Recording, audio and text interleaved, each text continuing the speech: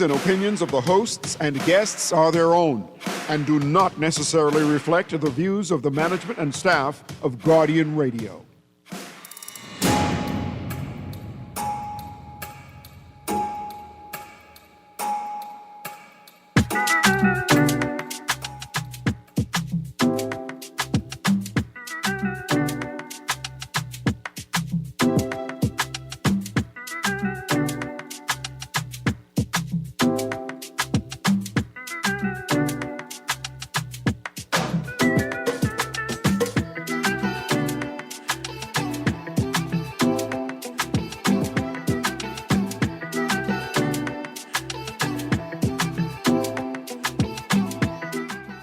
Good morning.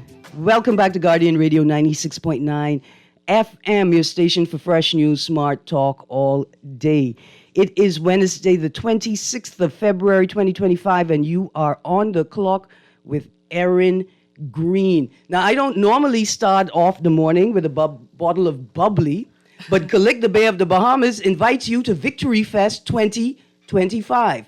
Join us Saturday, March 1st at Smugglers Square for an epic celebration of the 2024 Boxing Day and 2025 New Year's Day Junkanoo winners, the Saxons Superstars. The Junkanoo season may be over, but the celebration is just getting started. Enjoy music by Playhouse DJs, Little Giant and DJ Tank, and performing live, Fanshawn and D-Mac. Let's celebrate the 4 straight Junkanoo winners, Saxons Superstars. Now, a Kalik fan, a Kalik stalwart said to me over the weekend, Erin, I see you out here begging for Kalik Radler, begging them to make a Kalik Juju Radler. He said, man, you might as well drink apple juice, because the Radler ain't nothing for real Kalik drinkers. I said, first of all, you don't know what you're talking about. I said, second of all, wait until I tell Kalik it's time that we have a Radler mixology competition, right? Where we invite the country's best mixologists and the country's best local agriculture vendors to maybe partner, but most importantly, compete to create the most exciting and creative cocktail with Kalik Radlers. See, y'all don't be dissing the item. Let me be at my Radler level. That's what I qualified to drink. I don't be no social promotion. You gotta move up. No, I good with Radlers. But imagine now if we use Radlers as the base for signature Bahamian cocktails that could only be purchased in the Bahamas or with a Bahamian global partnership. Like somebody them in London may open up a bar and feature all Bahamian drinks, huh? I just saying, collect me and you and them, we could go far together. Anyway, March 1st, Smugglers Square. Y'all be there. The 4 straight Junkanoo winners, Saxon Superstars, deserve our attendance. I'm excited. Juju season is almost over. That means it's tamarind time. Tamarind is a super food. It's great for you. I'm going to need y'all to just start picking tamarind. Trust me. Trust me, if you pick it, they will come and buy it. I guarantee you only could be on a corner for 30 minutes before somebody buy your sack of tamarind. And if you're smart, you can go buy a church, because church ladies love to make tamarind sauce. So it's time to start making some money. Oh, again, tamarind is a superfood. It's time to start eating some tamarind. We're talking health this morning. I have a guest joining me in studio to talk about a wonderful initiative. And I say in wonderful because I was in a position where this is the exact thing that I needed. So this morning we are talking with Ms. Melissa Major, founder of MD Patient Navigation. And MD Patient Navigation operates a yearly initiative called MD Cares. And Ms. Major is here today to tell us about the initiative and how we are preparing for this year's drive for the initiative. Good morning, ma'am. Good morning. And welcome back to Nassau Guardian.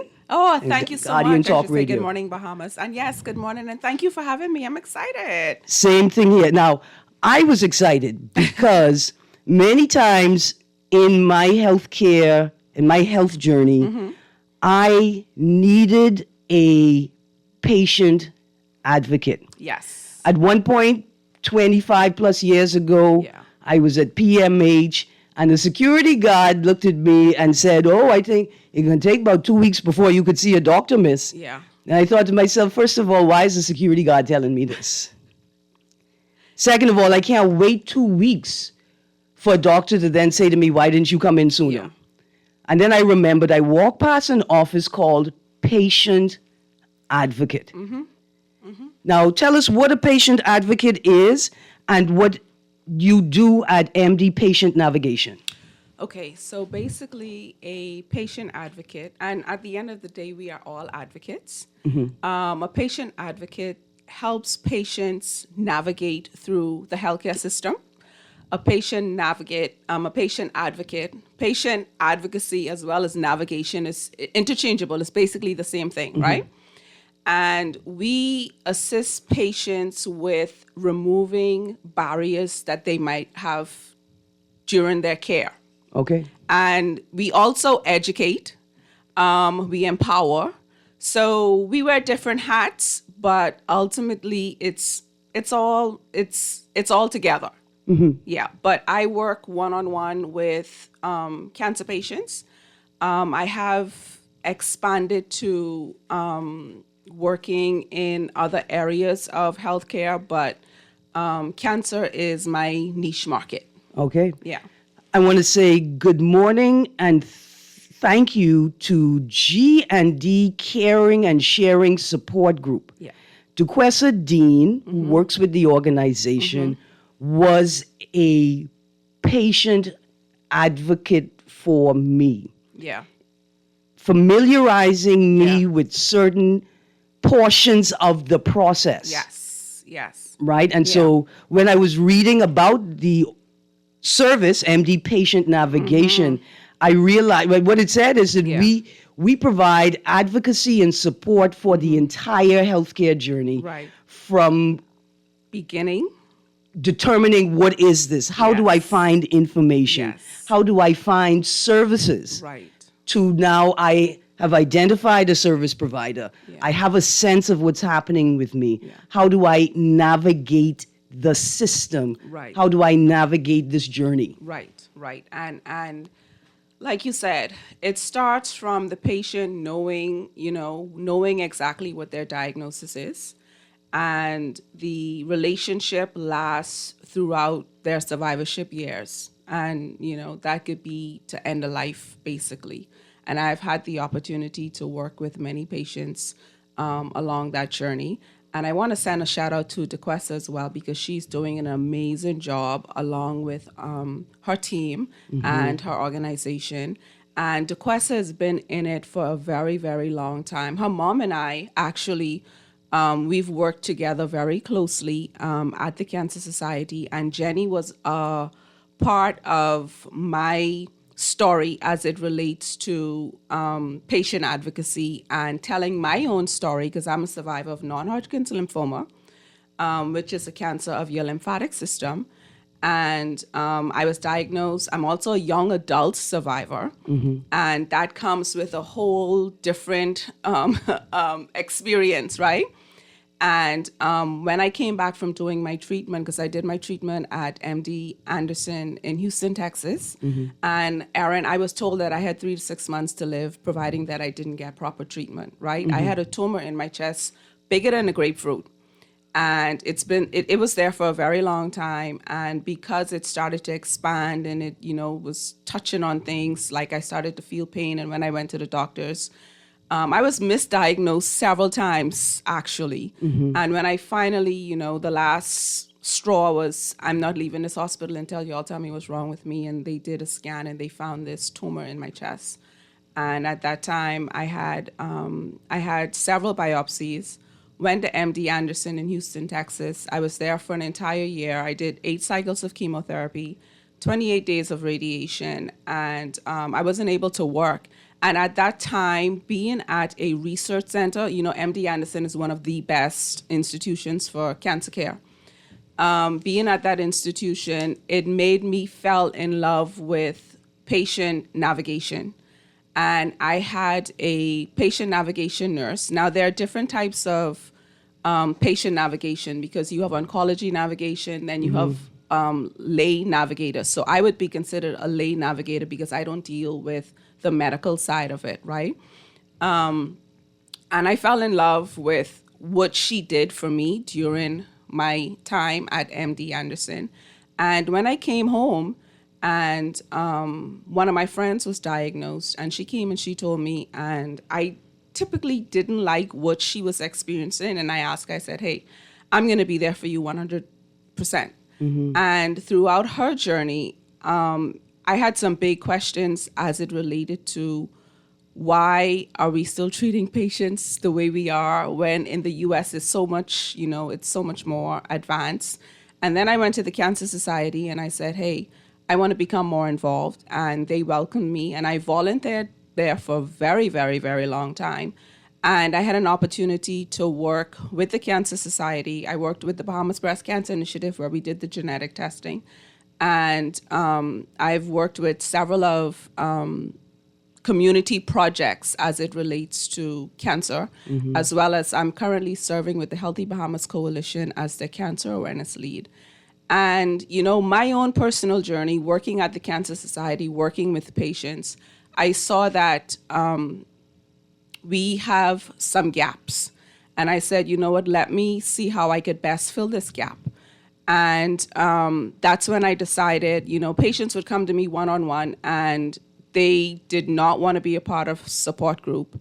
And they just wanted, okay, Melissa, I just want to work with you. Like, I'm just not interested. And, we still live in a country where we have a lot of stigma as it relates to cancer. Persons don't like to talk about it. Persons are diagnosed. They're not telling their families about it.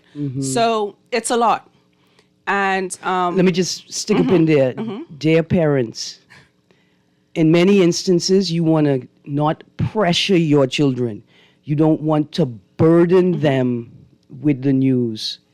Right? Yeah. And in some instances, you feel like this is my life. Yeah. I'm the parent. Yeah. I can decide whether to share this information or not. Yeah. Please don't. Yeah. Please don't take that posture. Yeah. Your children, your family, they walk this journey with you, whether they know what you're going through or not. Yeah. Please give them the opportunity, not necessarily, forget the part about reconciling with it, but give them the opportunity to support you in the ways that they can. Yeah. Most definitely. And so, when it came to offering the service, the patient navigation business, like I said, it's a business. I work with patients. I work with a lot of Family Island patients that actually come in. Because understanding and navigating New Providence. Right. Versus the Family Island. So setting up their appointments, scheduling their appointments, sometimes they need things shipped to the Family Island. Sometimes they need, persons to go and pick up. So I have a team that assists me with all of that. But when it came to the oncology part of it, I noticed that a lot of the patients that were coming to me, like they couldn't afford it. They couldn't afford it. So I did some research, and I noticed that the American Cancer Society has a program called the Beacon Initiative. And the Beacon Initiative basically is a global community. They have over 40, maybe 50-something countries in this community. And what they do is they provide you with a tool that assists you in developing and designing a patient navigation program for the underserved population. All right. And I absolutely love that because I have no problem giving back, and I'm okay with giving back. And so I decided, okay, you know what? Let me create these initiatives. And the Cancer Care Initiative was one of the first initiatives that I came up with. And I am actually partnered with Legacy Church on this initiative. And we pack care kits for cancer patients. And Corporate Bahamas has supported me, I must say, on this initiative. And we put items in the care packets that patients would normally need in their chemo bags, right? Because when you go to chemo, you're there for a very, very long time. And sometimes, I've noticed that some patients just don't have it. So, and it's nice, when you go to treatment and you get a little gift, it makes you feel so valued and appreciated. And so we created these care gifts. To date, I have donated 440 care kits to the public health, PHA. And I've also donated, some of them went to the Cancer Society, as well as on radiation, radiology, public health radiology department. So the care kits are for public health patients, and that's public health patients that are paying out of pocket and typically won't be able to afford it. Absolutely. Yeah. Now, 440 kits so far. That means you are only 560 kits away from your 1,000 kit goal. Right. Absolutely. Right. So, yeah. All right. Let's talk about some of the things we want to put inside a Okay. care kit. Okay. So in the care kits, we have masks, ever since COVID. And honestly, cancer patients, you go through that period when you're in your treatment where your blood count might be low. So when it came around for COVID and wearing masks, I'm like, this is something that I'm already used to. So cancer patients, we wear masks, okay? And it could be and now that COVID is over, but we still have to protect ourselves, protect the immune system. Immunocompromised Right. people and people who live with, work with, Yes. and support immunocompromised Yes. people Yes. are wearing masks. Yes, Yeah. and it's important that you wear that mask because you don't want to get sick during that time that blood count is low, because it's going to hinder your treatment process. So we have masks in the kits. We have snacks in the kits. We have healthy snacks that are there because sometimes you might need a little bite during treatment. We also have unscented moisturizers, especially for the patients that do radiation. We have unscented moisturizers. We have hand sanitizers. And unscented is extremely important. Unscented is extremely important, and not just from a chemical standpoint, but from sometimes during treatment, your smell. Sense of smell Your is sense of heightened. yes, and taste as well, right? And so we also have little ginger mints. We have teas for nausea. Sometimes you might be feeling good. Ginger, peppermint, chamomile, Yeah. black tea. Yes. Now, while we're talking teas here, right?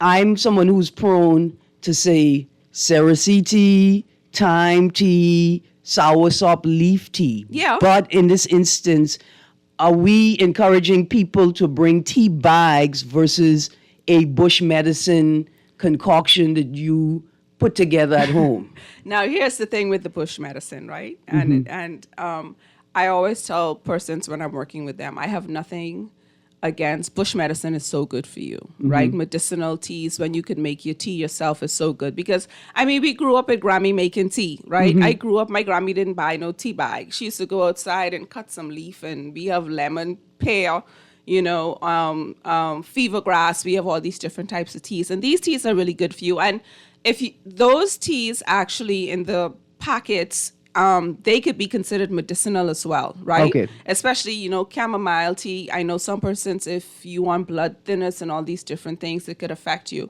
What I recommend is have a conversation with your doctor. Have a conversation with your doctor, because food is medicine and chemotherapy is medicine, right? And if the two of them collide, that could potentially hinder, once again, your treatment, right? So you don't want to overdo it, or you don't want to take too much of it. Right. Those tea, according to the FDA, those are the right dosage as per a cup of tea. When we make our bush tea, we don't necessarily know which strength and which dosage that we're getting. And my recommendation as well, as it relates to the bush tea, Erin, is that I always tell people cycle it, right? When you go and you take medication, you don't take medication 24/7. So if you're going to drink it for like 3 to 7 days, and then, Take a break. take a break. And then, and we have this habit of, we want a 32-ounce cup of moringa. And we're going to have that moringa steeping in that cup all day. And that is very potent. That's like a week's worth of moringa. Yes. So we have tea bags in there as well. And I actually have some individuals that have actually donated tea bags with the moringa and the little soursop and breadfruit and the different type of teas that we also put in the kits. Okay. And then, outside of that, we have the chemo needles, as well as we might have, some Panadol. We have electrolytes. We have Socks, socks. neck pillow or travel pillow, because patients spend a lot of time in waiting rooms. Yes. They spend a lot of time sitting up in And you just need treatment. that support. Absolutely. Yeah. Scarves. I won't go through this whole list. Okay. Notepad or coloring pad. Yes. I'm going to say adult coloring books and Yes. children's coloring Yes. books for pediatric patients. Lotion, Yes. Vaseline, Yes. reusable water bottles, crackers, a water case, so cases of water. Yeah. Ginger candy or mints to alleviate nausea. Again, the tea bags, broth or soup. And that's a popular one as well. Yeah. Because a lot of people, you don't have an appetite, but a lot of patients actually suffer from malnutrition, believe that, because they're bombarded with is so much information when it comes to what to eat and what not to eat. And most times they opt not to eat because people are telling them, hey, you need to eat this. But the reality, Erin, this is what I want everybody to understand. Everybody is so different, right? They opt not to eat because someone is telling them, hey, don't eat this because this has caused cancer and blah, blah, blah. And this is why you have yourself in this position. And they end up starving. And so you're going through this whole treatment and you're trying to figure out, well, why am I not getting any better? And it's because you are nutrient deficient. Right, at the root of it. Yes. Masks, headscarves, shawls and tams, journals, chapstick. Now, I put in this one on the list from my personal experience. Okay. Noise canceling headphones. Oh, that would be nice. Yeah. Yeah.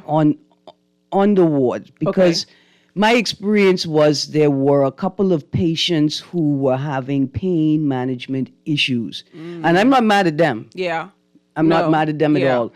I was not in a position where that sort of frustrated me to a point Right. where it impacted my care. Yeah. But I could imagine other long-term residents Yeah. benefiting from noise canceling headphones as well. And let me just say socks. These are- Socks. Socks are very necessary. Socks. Yeah. Yes. Yes. And I'm not sure in terms of the sort of sanitation and hygiene requirements in a ward. yeah.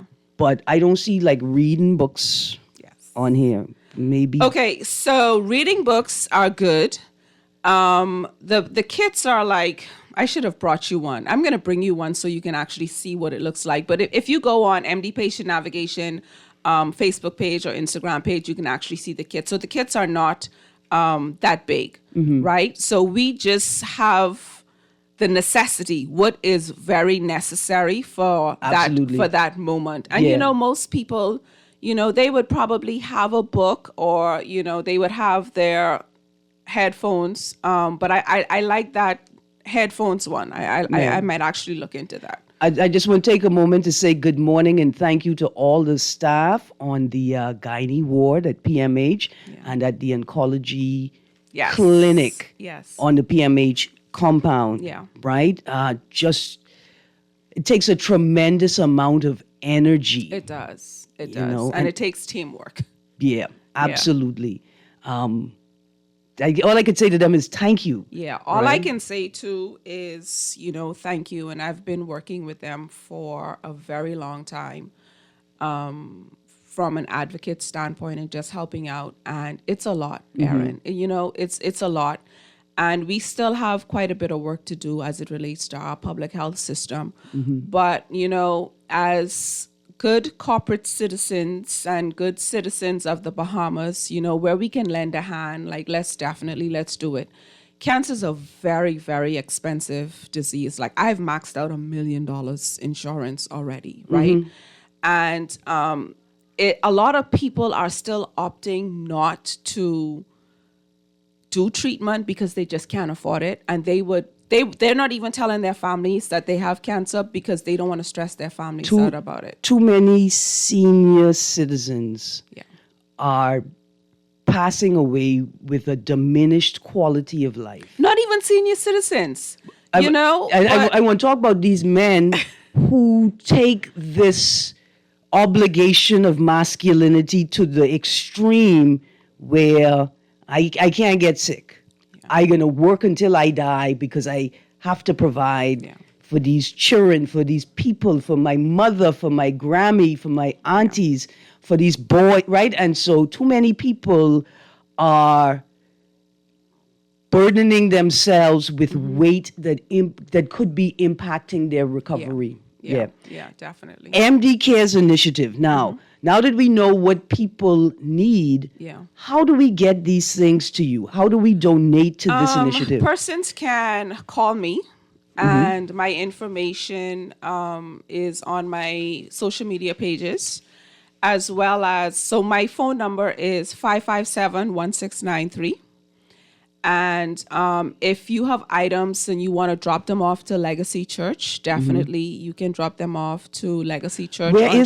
It's on JFK. Okay. JFK Drive, in the yellow auditorium right before Red Cross, if we're heading east. Correct. Okay. Yeah, right there. Now, I found another number on the website. Yes. 805-2010. Yes, 805-2010, and that's the business number. So that number is actually perfect. Or you can just send a WhatsApp, and we pack this. So we're in the process of packing. We probably pack another 100 kits, probably starting next week. Okay. And so we delivered them to oncology, probably 50 at a time, because we want to make sure that, the flow is there for everybody to be able to get one, for new patients as well as returning patients. And the patients, they have reached out to me personally and said, Melissa, thank you so much. This makes a big, huge difference. And I have persons, every time they go away, they go shopping. And it doesn't necessarily have to be a lot. I have this one lady, she would bring me, one of her traveling bags full of socks, because I always tell her, just bring socks, just bring socks, And we have persons with the TAMs, so the socks and the TAMs definitely. And you have some persons, they might just go to the grocery store and they might pick up a packet of water, and they'd be like, Melissa, I want to drop this off to you, or pick up some tea bags, or just pick up something and say, hey, Melissa, I want to drop this off to you.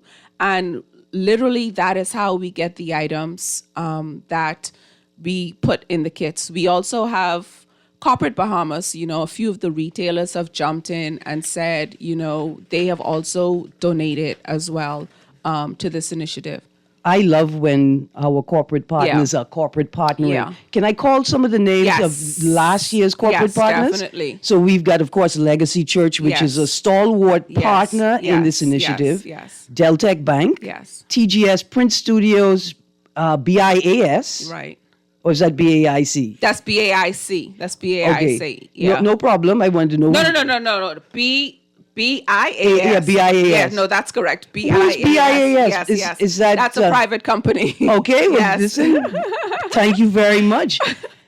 We have Asa H. Pritchard, Lowe's Wholesale, Yes. Grace Community Church, Yes. Bahamas Roadmasters. Yes. There's some people them who like to run and be healthy. Bahamas Medical and Surgical Supplies, Trident Trust, Domino's Pizza, American Airlines, Aloha Intelligence, Custom U, Rhea Williams Inc., Dr. Ebby Jackson, Linnell Williams, Linnell Williams Aswood, Sancha Miller, and Alicia Butler. Yeah. Absolutely. Yeah. Thank you. Any new partners coming on this year? So we also have a trucking. Oh, I can't remember the name of the trucking company. That's horrible. So we have Doctors Hospital that Okay. came on. We also have Oak Tree Medical that came on. And I want to say a special shout out to Oak Tree Medical because Oak Tree Medical actually sponsors our art therapy program. And the art therapy program is basically another component of the Care Kit initiative. So I literally have navigation groups that I'm in the process of developing. And these navigation groups are basically catering to the integrative side of what patients go through as it relates to cancer treatment. So we have the art therapy with Nadia Cash, who is a clinical psychologist. Okay. And we have Anne Marie Sampson, who is an art director. Okay. And so every other Saturday, we meet at the Cancer Society, and the patients that stay at the Cancer Society, they get to participate in this program. This program is free, by the way, for cancer patients. All right. And they get to participate in the program. And, working along with Nadia, she is helping them better learn how to cope with the disease. Nadia herself is also a cancer survivor. And so we deal with coping, we deal with, depression, any type of emotional stress that you might go through during your treatment. This is an opportunity for us to create artwork. And, it is so touching because it's very expressive due to the fact that they can put, what it is that they're going through on paper. And it's 2 hours from 10 to 12 every other Saturday at the Cancer Society. And we would ask persons to RSVP because we try to keep the group small and intimate so that, from a coaching perspective, Nadia is able to touch, everyone. And I would like for patients to really take advantage of this opportunity because, to probably have a session with Nadia, it's going to run you into, quite a bit of money.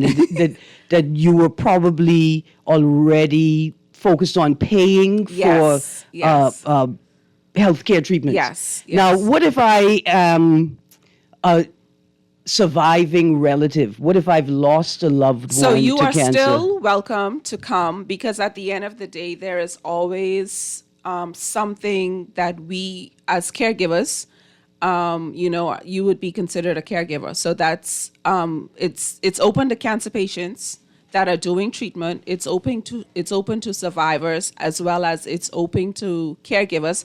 And we would also like to encourage the healthcare workers to come out and take part in this as well. All right, Ms. Major, give us the contact information again.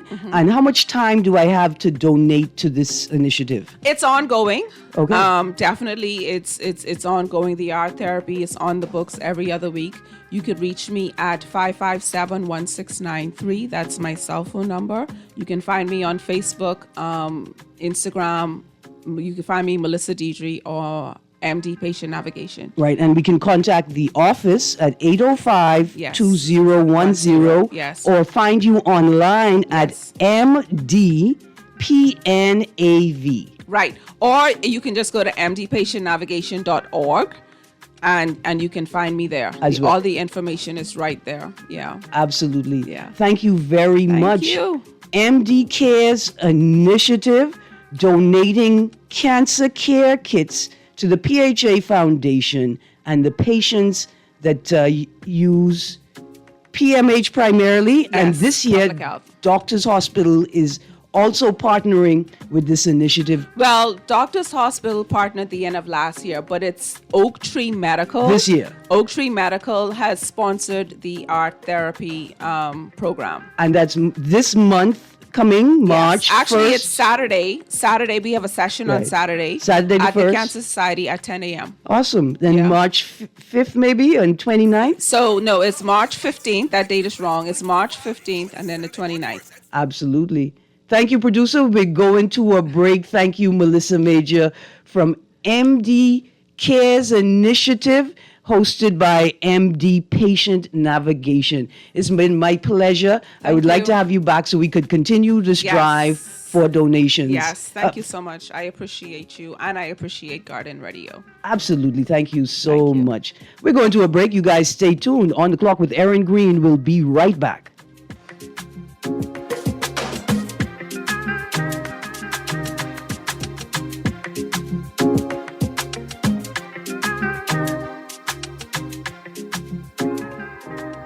Collect the Bear of the Bahamas invites you to Victory Fest 2025. Join us Saturday, March 1st at Smuggler Square for an epic celebration of the 2024 Boxing Day and 2025 New Year's Junk in the Winners, the Saxon Superstars. Enjoy music by Playhouse DJs, Lil Giant, DJ Tank, and performing live, Fan Sean and D-Mac. Let's celebrate the 4 straight Junk in the Winners, Saxon Superstars. Victory Fest 2025, Saturday, March 1st at Smuggler Square. Hosted by Rika C. Gates open at 8 p.m. Let's celebrate Junkanoo, culture, and the Saxon Superstars. Collect reminds you to drink responsibly, play.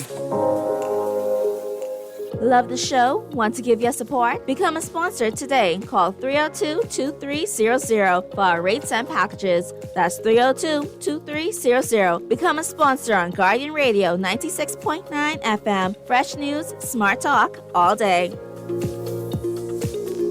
Bahamas, are you ready? The world is coming to Asan for the 2025 CONCACAF Beach Soccer World Cup qualifiers. March 11 through 16 at the Beach Soccer Stadium next to the Sydney Poitier Bridge. The Junkanoo Beach Boys, top 5 in CONCACAF, taking on Mexico, USA, and El Salvador. Beach party meets world-class soccer, non-stop action, Junkanoo rhythms, great food, and pure vibes. And it's free. Bring your crew, ring your cowbells, beat your drums, no whistles. March 11 through 16 at the Beach Soccer Stadium. Visit BahamasFA.net for details. Bahamas Beach Soccer, pure vibes.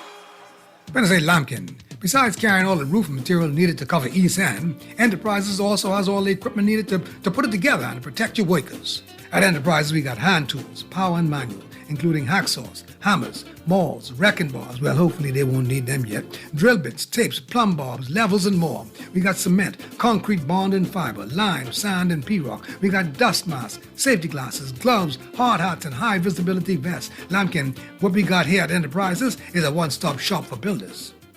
This is Guardian Radio 96.9 FM, streaming on GuardianTalkRadio.com and the Guardian Radio app, Nassau, Bahamas.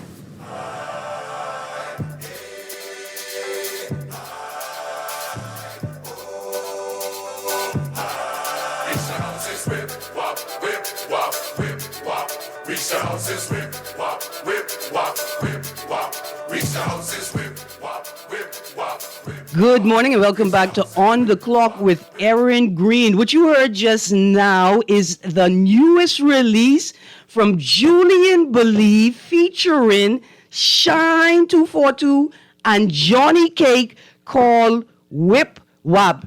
The boy just released it good. In fact, if you were at the Guardian's 180th anniversary celebrations, you would have gotten a sneak peek of this song. The trio performed it for us live, and I am so excited to hear it finally on the radios. Call the fire engine, tell them come quick, and play Whip Wap by Julian Believe, Shine, and Johnny Cake on your radio.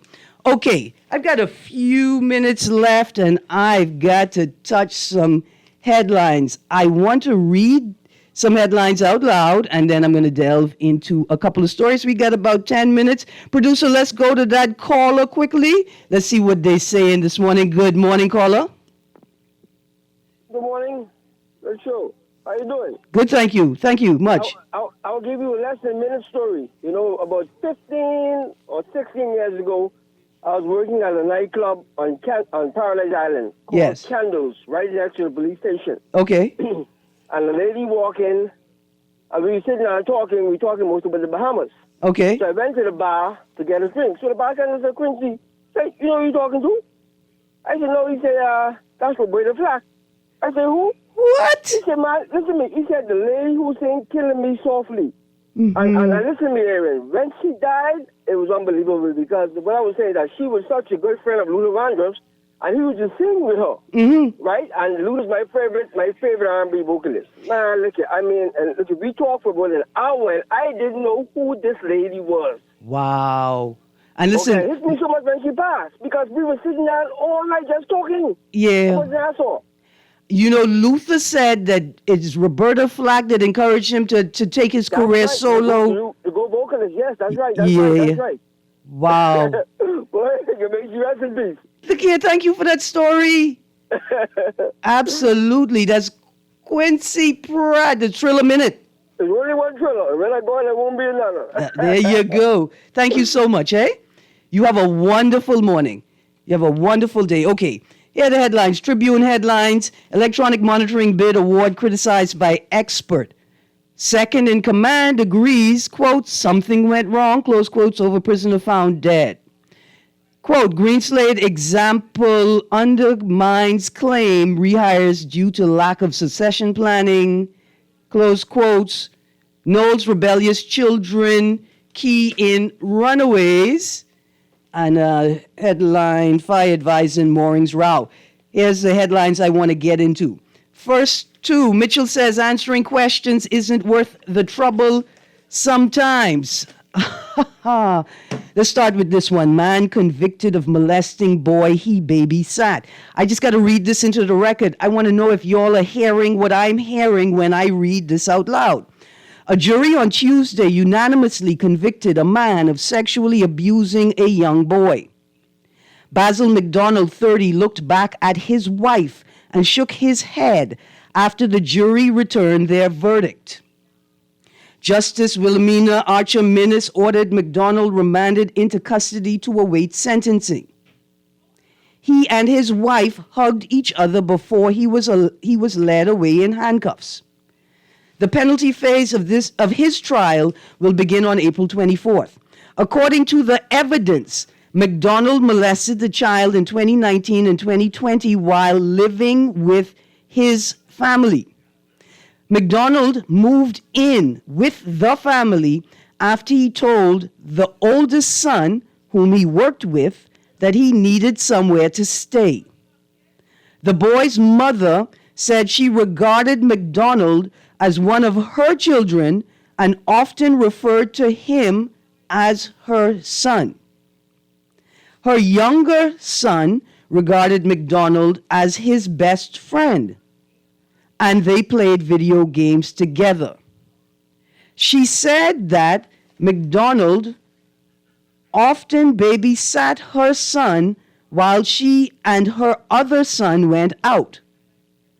The mother said in 2020, when her son was 9, she came home unexpectedly and saw McDonald sitting on the bed with her son with his hand around his waist. The mother said her son ran into her bedroom and refused to tell her if McDonald had molested him. She said that she told McDonald that he had to leave the home until she figured out what was happening. After McDonald left, her son became withdrawn and began cutting himself.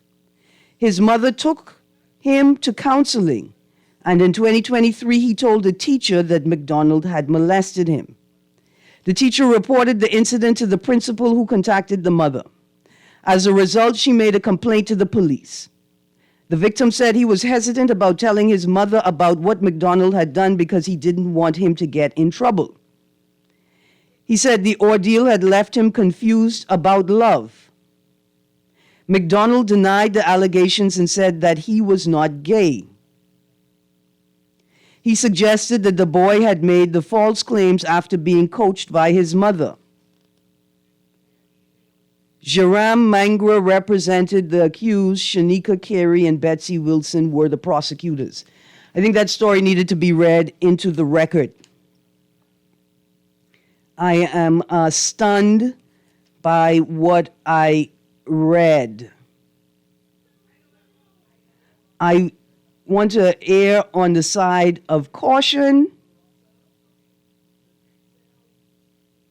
and reserve in critical interrogation, but just something that does not make sense here. Why would a man that has a wife who would come to court and hug him after this verdict, why would he need somewhere to stay? Is there something we are missing?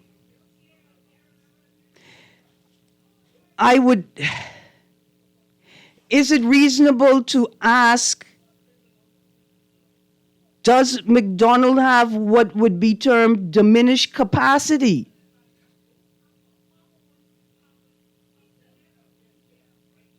Perhaps the state should investigate the home to ensure that all children are living in a safe environment. It is a very sad situation. But one thing we know now is just young people that need support. We need to devise programs that support entire families. Erin, why does it seem as if there's a growing number of LGBTQ members abusing children? What's happening here? Okay, so Texter, let's talk about it. See, pedophilia, let's start there. Pedophilia is when an adult molests has an attraction to a prepubescent child. And then there are two categories that come after that. So there's prepubescent, and then there's from pubescent to about 15 or 14, and then from 14 to age of consent. So there are three different categories at play here.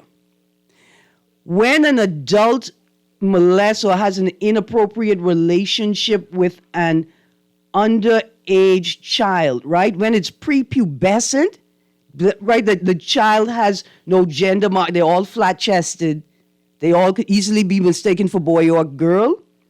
There is no gender attached there. It is unfair to say LGBTQ members abusing children. That's unfair to say. What I'm willing to entertain is this. Why do we see, so many instances of child rape? And are we seeing the similar numbers for same-sex and opposite-sex rape, molestation, interaction? But don't conflate the issue. You're not serving a positive purpose. You cloud the issue. Here's a second headline I want to read from. Mitchell says, answering questions isn't worth the trouble sometimes. That's like the most eloquent resignation statement I have ever heard. That's what people say when they don't like their job. Producer, we coming to the end of the show? Number 1 minute to read, just read from the headlines. Caller, I'm so sorry. I'm out of time. I can't take the call. Amid backlash over a cabinet minister's revelation that the government rehired nearly 500 retirees, Minister of Foreign Affairs Fred Mitchell said sometimes it, quote, isn't worth the trouble to answer questions in this country.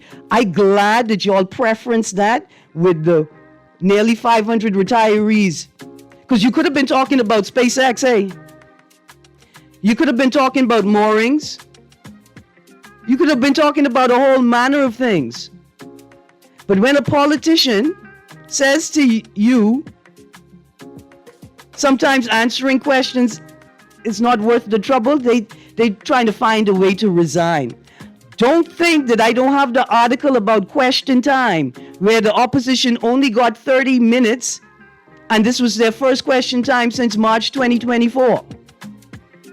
I want to read these two stories in conjunction tomorrow if I have the time. Thank you very much, producer, for your patience. Thank you to MD Patient Navigation and Melissa Major for sharing that wonderful initiative with us today, MD Care's Cancer Care Kit Initiative. You guys stay tuned. Guardian Radio AM with C.A. Nuri is up next.